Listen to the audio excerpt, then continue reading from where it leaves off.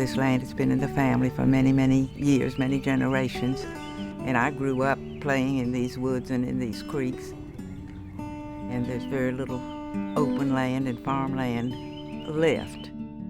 I just wanted to see some of it remain for future generations and not be, cut down and paved over. And its habitat, its history, its beauty, its everything.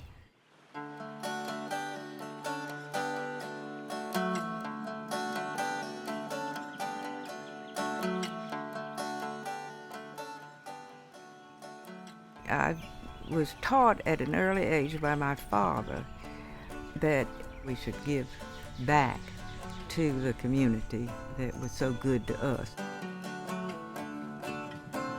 I'm happiest when I'm out walking in the woods. I love doing it, and now I love seeing people enjoy it.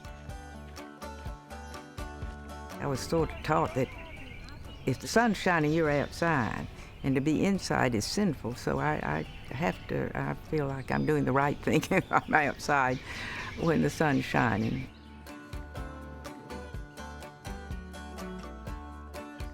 Of course, there are rabbits and raccoons and possums.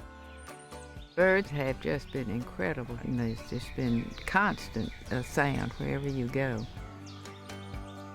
We refurbished the old dairy barn and made it into a wonderful facility. Another year we restored the grist mill, which is very historic and really educational.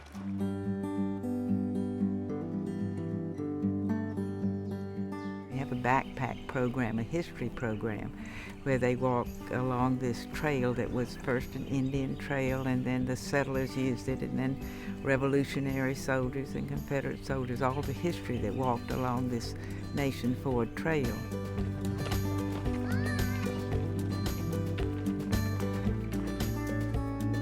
I do think the Greenway lends itself to helping people stay healthy, because there's so many different ways you can get some exercise and fresh air and enjoy it.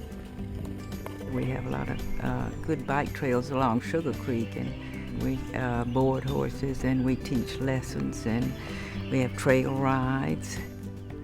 And don't ask me which I like best, horses or dogs, because I couldn't answer that. I enjoy them both. The handicap riding program, or now we call it exceptional riders, started back in the early 80s.